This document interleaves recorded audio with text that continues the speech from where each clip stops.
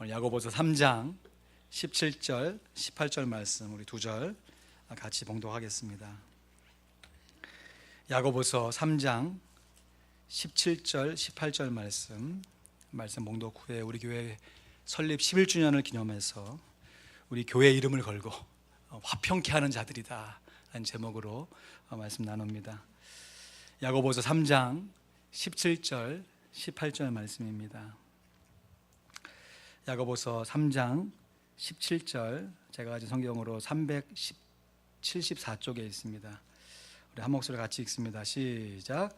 오직 위로부터 난 지혜는 첫째 성결하고 다음에 화평하고 관용하고 양순하며 긍휼과 선한 열매가 가득하고 편벽과 거짓이 없나니 화평케 하는 자들은 화평으로 심어 의의 열매를 거두니라. 아멘. 한 번 더 봉독하죠. 시작. 오직 위로부터 난 지혜는 첫째 성결하고 다음에 화평하고 관용하고 양순하며 긍휼과 선한 열매가 가득하고 편벽과 거짓이 없나니 화평케 하는 자들은 화평으로 심어 의의 열매를 거두니라. 아멘. 말씀 증거하기 전에 한번 기도하겠습니다.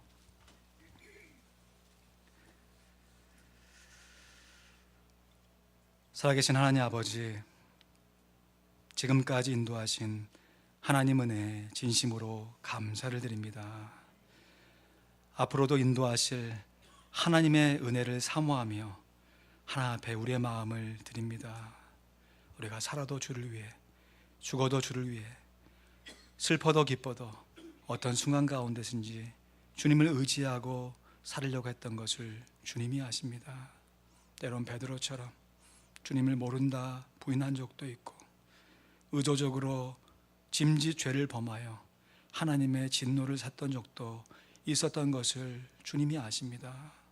주여, 우리의 부족함을 용서하여 주시옵소서. 주의 긍휼하심으로 우리를 다시 품어주시고 회복시켜 주셔서 우리의 남은 날 하나님의 영광을 위해서 온전히 헌신하며 우리의 마음과 몸을 드리게 하여 주시옵소서. 부족한 자가 주의 말씀을 들고 섭니다. 항상 부족하지만 특별히 오늘 이 말씀 저에게 주시는 하나님의 말씀이라 준비하였지만 여전히 저의 인간적인 모습으로 감히 증거할 수 없는 말씀인 것을 주님이 아십니다. 십자가의 보혈로 덮어주시고 증거하는 자가 먼저 주의 말씀 따라 순종하게 하시고, 그런 말미암아 듣는 모든 성도들이 자기의 생각과 판단이 아니라 하나님의 말씀과 기준에 분명히 조율되어 우리의 인생에 하나님 말씀에 순종하여 복을 받으며 하나님께 영광 돌리며 주변 사람들에게 하나님의 복음을 증거하는 하나님의 귀한 사람으로 서게 하여 주시옵소서. 성령 하나님 붙들어 주시고 인도하여 주시옵소서. 감사합니다. 예수님의 이름으로 기도드립니다.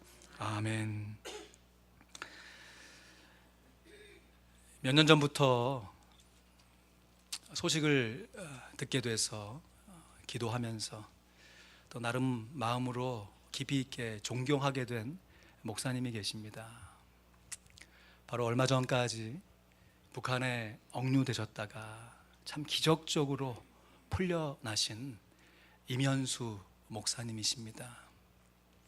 참 감사하게도 그 모진 노동을 온몸으로 잘 견디시면서 그래도 건강을 유지하셔서 이제는 좀 출타하실 만한 건강 상태가 되셔서 지난주 기독일보를 보니까 한국에 가셨더라고요.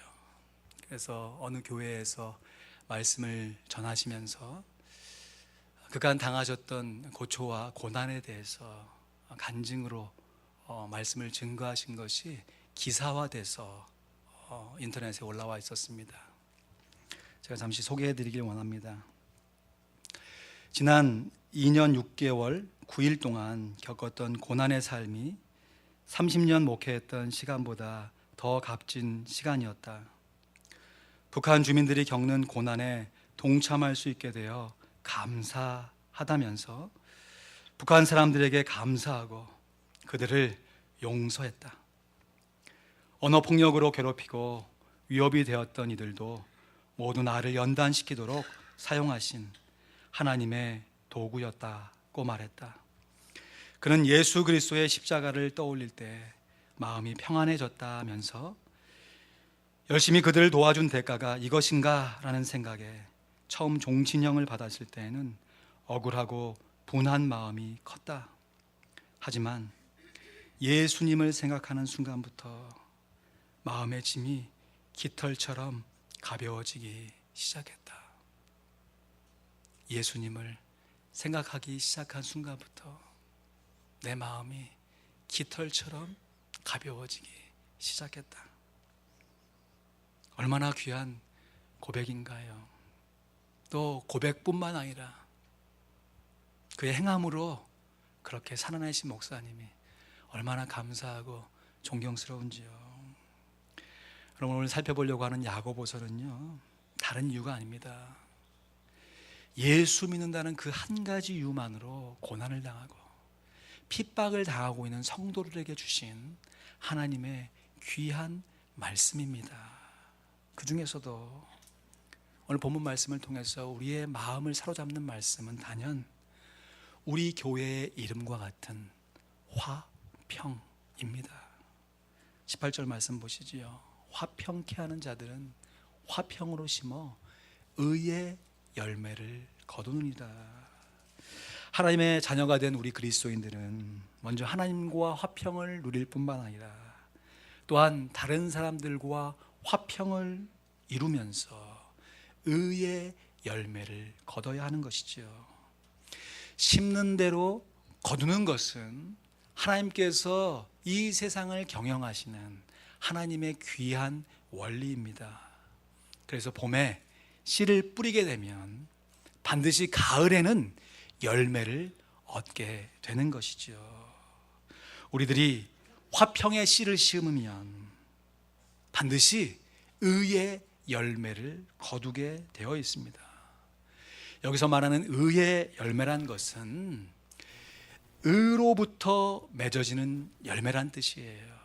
우리가 의롭다라는 게 아니고요, 우리는 불의하지만 우리 안에 있는 의로움이 스스로 역사해서 그 의로움의 열매를 맺게 된다는 뜻입니다. 예를 들어서 우리들이 성령의 열매를 맺어야 한다, 성령의 열매를 맺읍시다 라고 했을 때, 성령의 열매라고 하는 것은 성령님에게서 맺어지는 열매지 우리 스스로 만들어낼 수 있는 열매가 아닌 것처럼, 우리들이 성령으로 충만하면 자연스럽게 내 안에 성령의 열매가 어느새 맺어져 있는 것이죠.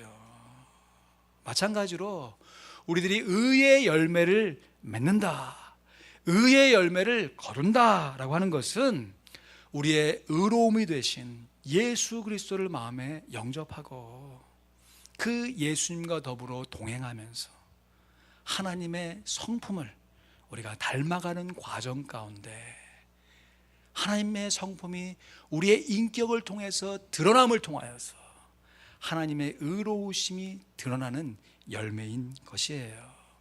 오늘 본문 17절 말씀에 보면 하나님의 성품이 7가지로 열거가 되어 있습니다. 참된 지혜의 모습으로 소개가 되고 있는데 같이 읽겠습니다. 시작.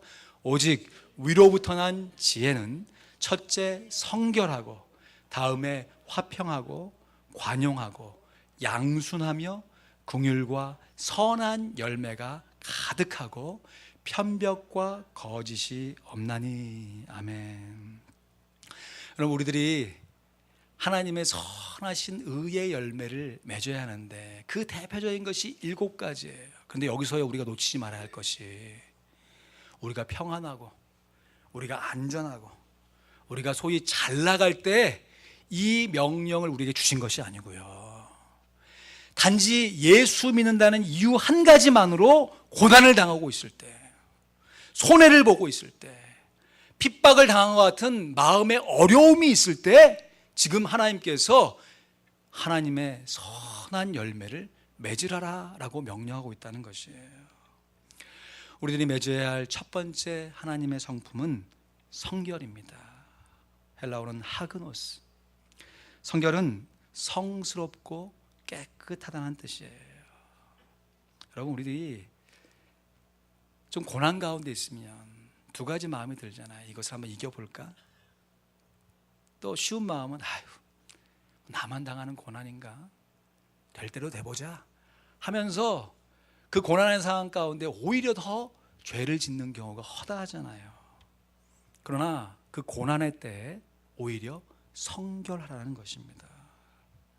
그 마음 가운데 딱딱해져 있는 그 마음의 중심 가운데 오히려 거룩하게 살라라고 하는 것이에요. 여러분, 이러한 특징은 계속해서 열겨되어 있는 다른 하나님의 성품을 적용할 때에도 동일한 것이에요. 두 번째가 뭡니까? 다음에 화평하고 에이레네 코스, 평화를 위해서 기꺼이 자기 자신을 희생한다는 거예요. 좋을 때요? 아니고 힘들 때, 어려울 때, 마음이 딱딱해져 있을 때 오히려 다른 사람을 화평하도록 그 마음을 쓰라라고 하는 것이죠. 갈수록 더해집니다. 세 번째, 관용입니다. 에피케이스, 다른 사람을 친절하게 대하고 자기 방식만 고집하지 않는다는 뜻이에요. 마음이 힘든데, 딱딱해져 있는데 오히려 다른 사람을 친절하게 대하고 자기 방식을 고집하지 않는 태도. 네 번째, 양순이죠.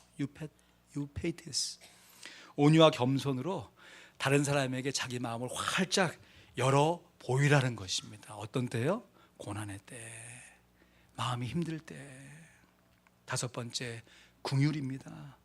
엘레오스, 자기 스스로만 마음을 열 것이 아니라 상대방의 입장에 서서 그 상황을 한번 헤아려 보고 불쌍히 여긴다는 뜻이에요. 그리고 나아가서 여섯 번째, 편견이 없는 폭력을 가더라. 편벽 없이, 디아크리토스, 한쪽으로 치우쳐서 판단하지 말라는 것이에요. 자기 입장에서만 고집하지 말라는 뜻이죠. 그리고 마지막 일곱 번째, 거짓이 없나니 거짓 없는 진실로 살아가라. 누포크리토스, 외식하지 말고요. 그런 척하면서, 상대방이 다 아는데 그런 척하지 말고 정말 진실된 마음으로 하나님과 사람에게 한결같은 태도로 대하라고 하는 뜻입니다. 이처럼 하나님의 참된 지혜로 살게 되면요, 우리들이 선한 열매를 맺어가게 되는데 그것이 의의 열매입니다. 하나님의 성품을 닮아서 하나님께 영광을 돌리게 되는 것이에요. 근데 그 중에서도 18절 말씀에 보면 그렇게 화평으로 심어서 의의 열매를 거두느니라. 18절 말씀 다시 한번 읽습니다. 시작. 화평케 하는 자들은 화평으로 심어 의의 열매를 거두느니라. 하나님의 성품을 닮아가면서 의의 열매를 맺는 사람들이 곧 어떤 사람들이라고요? 화평케 하는 자들이라는 것이. 헬라어로 화평케 하는 자들이라는 것을 에이레네 포이노스, 두 단어가 합쳐져 있는 말입니다. 화평을 뜻하는 에이레네와 무언가를 만들어낸다라고 하는 포이에모가 합쳐진 말이에요. 그러니까 화평케 하는 자들이라는 것은 화평을 만들어내는 사람이다라는 뜻인 것이죠. 그래서 영어로 얼마나 멋있습니까? Peacemakers. 누구네 교회 이름이에요? 우리 교회 이름입니다. Peacemakers. 화평을 만들어내는 사람이다. 그냥 수동적으로 화평을 기다리는 사람들이 아니라 능동적으로, 적극적으로 화평을 일구어내는 사람이란 뜻이에요. 최근에 우리 성도 중에서 남미 여행을 하고 오신 분이 계시더라고요. 속으로 얼마나 부러운지. 북미에도 못 가본 곳이 너무 많은데 남미는 저에게는 정말 미지의 나라거든요. 한 번도 가본 적도 없고 역사와 문화도 잘 몰라요. 근데 제가 남미를 혹시라도 여행하게 되면 꼭 가보고 싶은 곳이 칠레의 수도인 산티아고입니다. 거기 특별히 아는 사람이 있어서 그런 게 아니고 칠레의 산티아고 근교에 조금 멀리 떨어지지 않은 곳에 안다 크리스토라고 하는 예수님의 청동상이 세워져 있기 때문에 그래요. 사진을 좀 보여주시겠어요?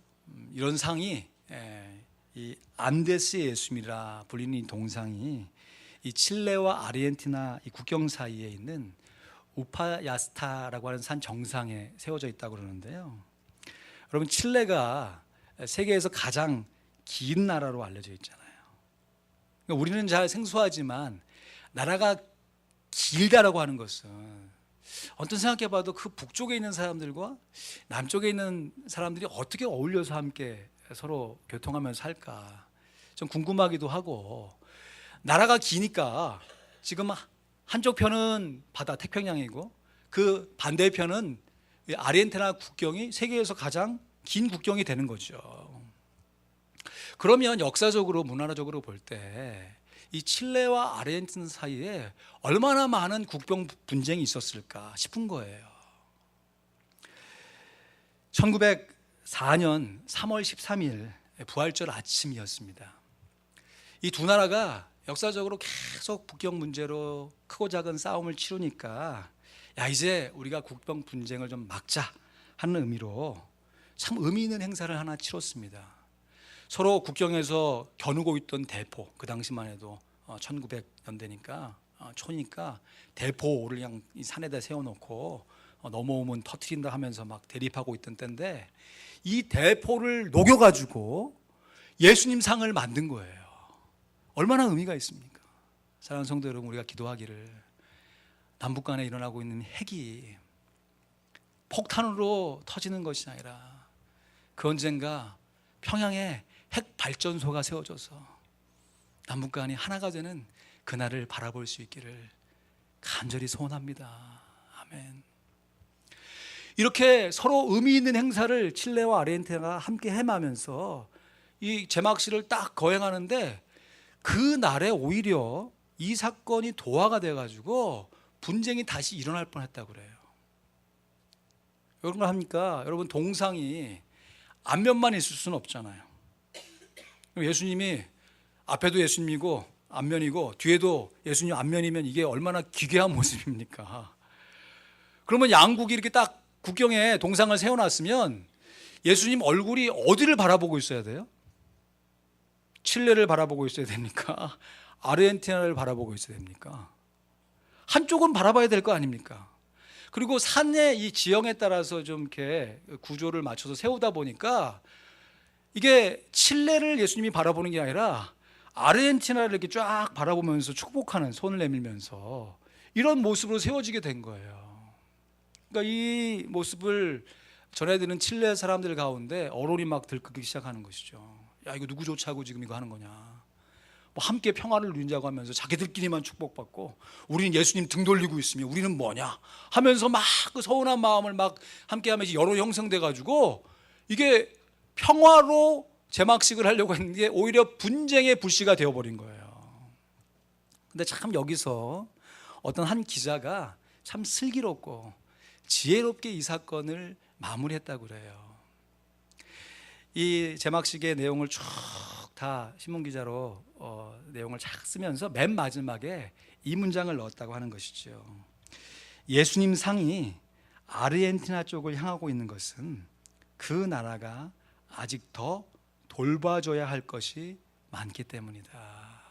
이 한 문장이 칠레 사람들의 마음을 녹인 거예요. 아, 그래. 예수님께서 우리에게 등을 돌리고 있는 것은 우리를 싫어서 등을 돌리는 것이 아니라 우리보다 더 불쌍한 사람들을 돕기 위해서 우리를 등진 것이구나. 그렇게 마음이 누그러웠던 칠레 사람들도 대단하거니와 제가 말씀을 준비하면서 생각해 볼 때 아르헨티나 사람들도 참 멋지지 않아요? 그 기사가 딱 나가놓고 그래? 원래 이런 뜻이었어? 예수님이 우리를 쳐다보고 있는 것이 우리를 축복하는 것이 아니라 우리가 저 칠레노보다 더 못하기 때문에 우리를 도와주신 것이었어? 라고 발끈했다면 어떡하겠어요?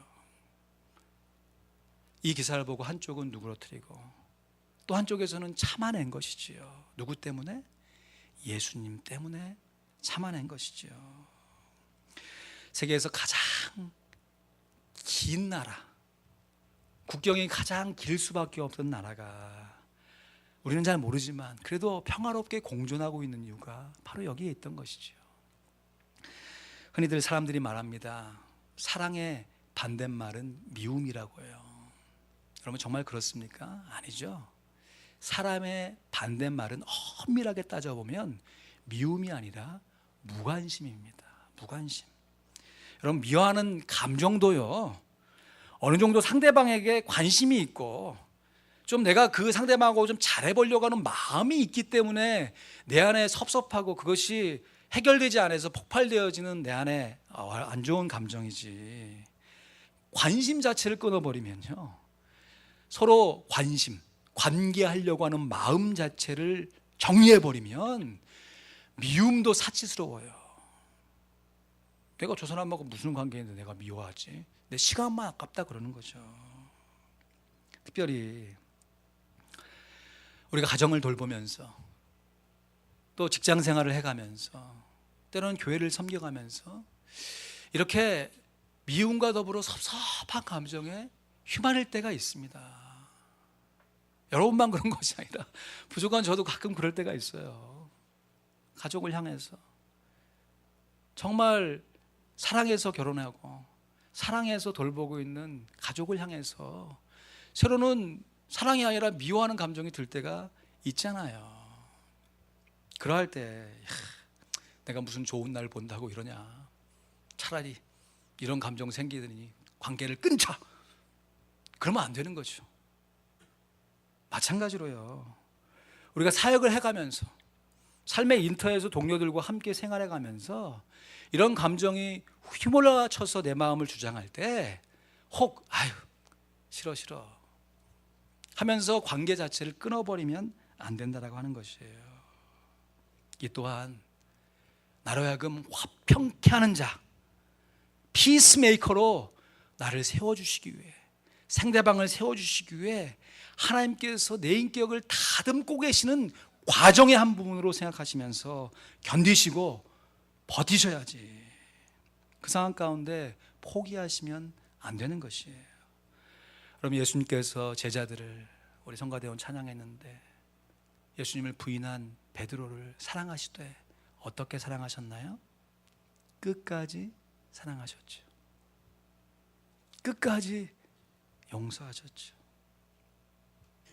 우리들도 서로를 사랑하되 끝까지 사랑해야 할 줄로 믿습니다. 비단 우리의 함께 살아가는 식구들뿐만 아니라 영적인 가족, 교회 성도들뿐만 아니라 우리가 함께하고 있는 이웃과 우리 직장의 동료들 향하여서 잘한다고 한 것이에요. 내가 뭔가 한번 좀 해보려고 한 일들이잖아요.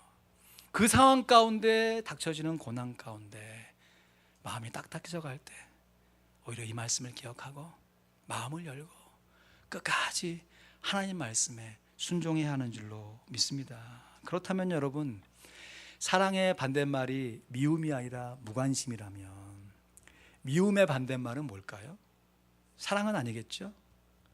미움의 반대말은 화평인 것이에요. 용서로 인한 화평.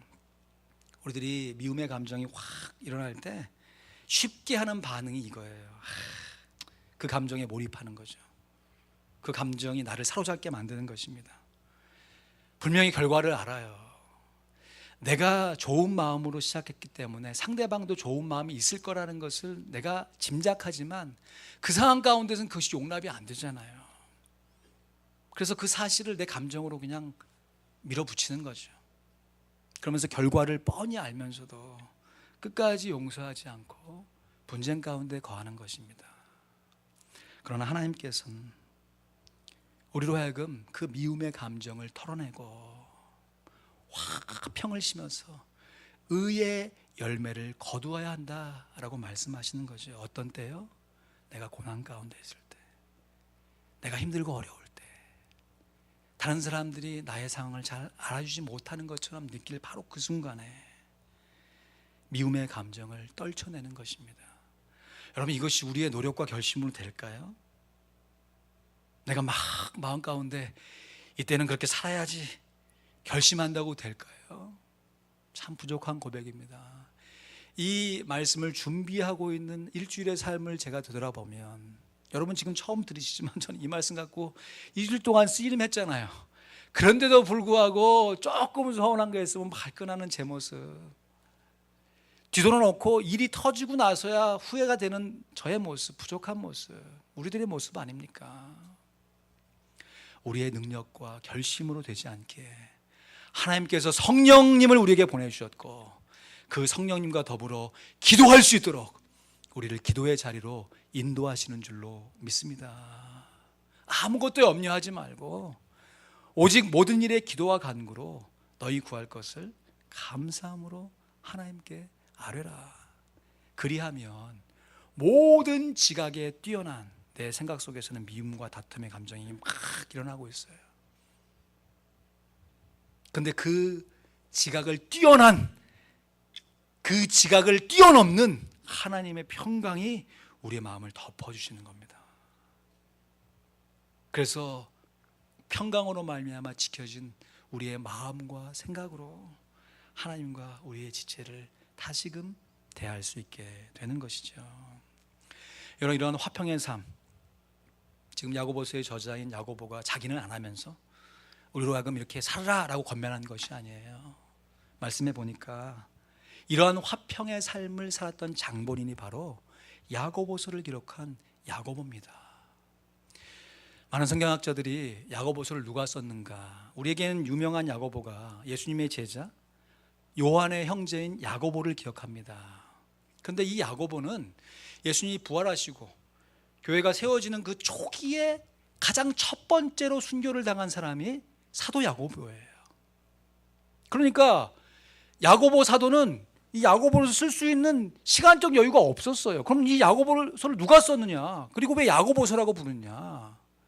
고린도전서 15장 말씀해 보니까 바울이 예수님의 부활을 쭉 열거하면서 제자들에게도 보이시고 베드로에게도 보이시고 여자인들에게도 보이시고 나에게도 보이셨다라고 얘기하면서 그 중간에 야고보에게도 보이셨다고 그랬어요. 제자들에게 보이셨다고 하면서 왜 야고보를 또 얘기하는가? 이 야고보는 예수님의 동생 야고보인 것이에요.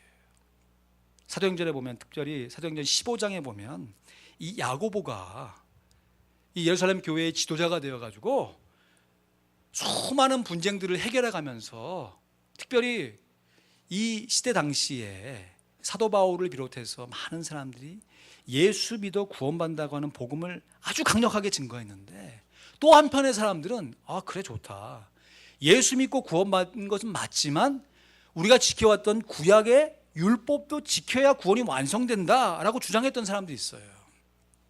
이 두 그룹이 서로 싸우려야 싸우는 것이 아니라 서로 복음을 잘 증거하기 위해 서로 다투게 된 것이에요. 근데 이 분쟁을 누가 해결하게 되느냐?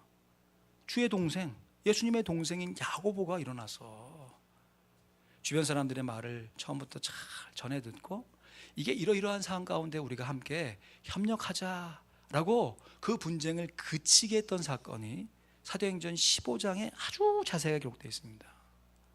여러분, 사도행전이 1장부터 28장까지잖아요. 그 중간에 버팀목처럼 15장이 있는데, 이 15장의 전으로 말미암아 예루살렘에서부터 증거된 복음이 이제는 땅 끝까지 증거하게 되는 그 발판이 마련된 것이 사도행전 15장이라도 과언이 아닙니다. 근데 안타깝게도 이 야고보에 대해 성경이 조금 더 자세하게 설명해 줬으면 얼마나 좋겠어요. 말씀을 찾아보면 바울이 이제 막 1차 전도여행 마치고 2차, 3차 하고 이제 로마로 호송되어져 갈 때, 가이사랴에 감금될 때, 그때 아주 잠깐 이 야고보가 잠깐 이름이 등장하고, 성경 자체에는 이 야고보가 어떤 역할을 했는지 그 기록을 찾아볼 수가 없습니다. 성경에는 이러한 야고보에 대한 기록이 없지만 2세기 역사가인 헤게시푸스라는 사람이요, 야고보에 대해서, 그의 신앙생활에 대해서 이렇게 소개한 구절이 있어요. 이것이 우리에게 전해져 나와서 야고보 하면 이런 사람이다 라고 하는 이미지가 아주 분명하게 세워져 있죠. 뭐라고 평가했냐면, 주의 동생 야고보는 성전에서 기도하느라 무릎이 낙타 발처럼 굳어졌다고 한다. 소위 말한 낙타 무릎의 소유자가 야고보서를 기록한 야고보예요. 여러분 낙타 아시잖아요. 낙타. 주저앉을 수가 없으니까 물을 먹을 때나 뭐 사람을 태울 때 항상 무릎을 꿇죠. 이것이 반복되다 보니까 발굽처럼 무릎이 딱딱해져 있는 동물이 낙타잖아요. 이 야고보를 보니까 얼마나 기도를 오래 하고 자주 하고 간절히 하는지 그 달아진 무릎이 마치 낙타 무릎처럼 됐다는 것이에요. 여러분, 이렇게 간절하고 오랫동안 기도했던 야고보가 무엇을 위해서 기도했을 것 같으세요? 야고보의 기도 제목이 무엇일까? 상상해서 생각해 볼 수 있지만 그가 쓴 야고보서 말씀을 보면 야고보가 기도했던 기도 제목을 알 수 있는 거죠. 야고보서 1장 5절 말씀에, 우리가 유명한 말씀 아닙니까? 야고보서 1장 5절 같이 읽습니다. 시작. 너희 중에 누구든지 지혜가 부족하거든 모든 사람에게 후히 주시고 꾸짖지 아니하시는 하나님께 구하라. 그리하면 주시리라. 아멘. 어떻게 이렇게 확신 있는 말씀을 증거할 수 있겠어요? 내가 구했더니 받아봤으니까. 분쟁 가운데 있는 사람들이 그 분쟁을 해결하는 하나님의 지혜를 발휘해 봤으니까. 누구든지 지혜가 부족하거든 모든 사람에게 후히 주시고 꾸짖지 아니하시는. 하나님께서 우리를 정죄하시지 않습니다. 야, 지금까지 수십 년 신앙생활 해놓고 네 마음씨 그 정도야? 야, 너 아직도 그 모양이야? 그렇게 우리를 평가절하하시지 않는다는 거예요. 야, 너 지금 그런 상황 가운데 저 사람 용납해주면 또 그럴 건데 너 또 그렇게 할 거야? 라고 우리를 불의로 부추기지 않는다는 것이에요. 후히 주시고 꾸짖지 아니하시는 하나님께 구하면 하나님께서 지혜를 주십니다. 그렇게 주시는 지혜가 뭐냐? 오늘 본문 말씀 아니겠어요? 야고보서 3장 17절 18절 말씀, 이거 같이 읽습니다. 시작. 오직 위로부터 난 지혜는 첫째 성결하고 다음에 화평하고 관용하고 양순하며 긍휼과 선한 열매가 가득하고 편벽과 거짓이 없나니 화평케 하는 자들은 화평으로 심어 의의 열매를 거두느니라. 야고보는 서로들 자기 주장이 옳다고 여기는 사람들을 예수님 안에서 하나님의 지혜를 활용해서, 그 지혜가 뭡니까? 성결하고 화평하고 관용하고 양순하고 긍휼하고 선한 열매가 가득하대서, 다시 말해 화평케 하는 자로 그 문제를 해결시켰던 것이에요. 이면수 목사님이 설교를 마무리하면서 함께 모여있는 성도들에게 기도할 것을 권면하셨어요. 지금은 나라가 위기 가운데 있다는 것을 누구든지 다 아는데, 지금은 미국과 세계 열광에 도움을 얻어야 할 때가 아니라, 그것이 필요 없다는 얘기가 아니에요. 그것을 구해야 할 때가 아니라 하나님의 은혜를 구해야 할 때입니다. 우리가 북한 사람들을 물론 답답하고 한심하지요. 그러나 사랑으로 용납하여서 하나 될 기회로, 화평케 하는 자로 설 과정으로 봐야 할 기회라고 하는 것이죠. 이를 위해서 누군가는 기도해야 되는데 그 기도의 사람이 되어 주십시오. 기도의 제목을 올리셨던 것을 보았어요. 말씀을 맺습니다. 우리 교회 어떤 교회입니까? 화평 장로교회. 특별히 우리 장로님들은 특별히 화평하셔야 돼요. 교회 이름이 화평 장로교회니까. 영어로 Peacemakers Presbyterian Church. 우리 교회 역사를 살펴보니까 2006년 10월 1일, 오늘이 2017년 10월 1일, 딱 하루도 차이지 않고 바로 11년 전 오늘 이 아침에 화평케 하는 자의 교회다, Peacemaker Church, 화평 장로교회로 이름을 짓고 예배를 시작하셨어요. 10년이면 강산도 변한다고 하잖아요. 저는 중간에 부임했으니까 처음 시작하였던 분들, 지금 끝까지 함께 하시는 소중한 분도 있지만 함께 하시지 못한 분도 계시고 새롭게 조인하신 분도 계시고, 성도의 변화가 중요합니다. 우리가 처음 예배를 드렸던 장소와 지금 장소와 달라져 있잖아요. 예배 드리는 장소도 중요해요.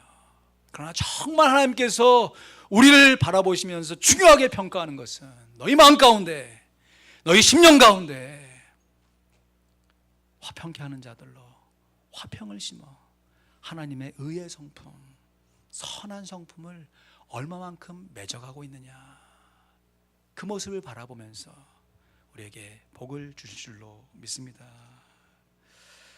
우리들은 과연 우리 교회 이름에 걸맞게 화평으로 심어 의의 열매를 거둬가고 있는지, 우리가 설립 11주년 기념 예배로 하나님께 영광을 돌리면서 우리의 중심을 깊이 있게 되돌아보고 오늘 말씀, 내 생각과 내 판단을 내려놓고 분명하게 증거하시니 하나님의 말씀, 화평케 하는 자는 화평으로 심어 의의 열매를 거두는 자, 이 말씀에 순종하는 우리 모든 귀한 화평의 식구들 될 수 있기를 주님의 이름으로 간절히 축원드립니다. 기도하겠습니다. 다음은 성 프란체스코가 기도했던 평화의 기도의 내용입니다. 주여 나를 평화의 도구로 써 주소서. 미움이 있는 곳에 사랑을, 상처가 있는 곳에 용서를, 분열이 있는 곳에 일치를, 의혹이 있는 곳에 믿음을 심게 하소서. 주여 나를 평화의 도구로 써 주소서. 위로받기보다는 위로하며, 이해받기보다는 이해하며, 사랑받기보다는 사랑하며 자기를 온전히 줌으로써 영생을 얻기 때문이니 주여 나를 평화의 도구로 써 주소서. 이 기도 제목이 나의 기도 제목이 되며 기도의 열매로 하나님의 성품을 닮아가며 하나님의 선한 성품으로 하나님께 영광을 돌리며 우리 지체들을 섬기며 살리라. 특별히 나와 함께 살고 있는 우리의 가정의 식구들을 귀하게 여기리라. 함께 신앙생활하고 있는 우리의 성도들을 귀하게 여기리라. 함께 사역하며 일하고 있는 직장의 동료들을 귀하게 섬기리라 다짐하고 결심하며 하나님의 은혜를 간구하는 시간 갖길 원합니다. 기도하겠습니다.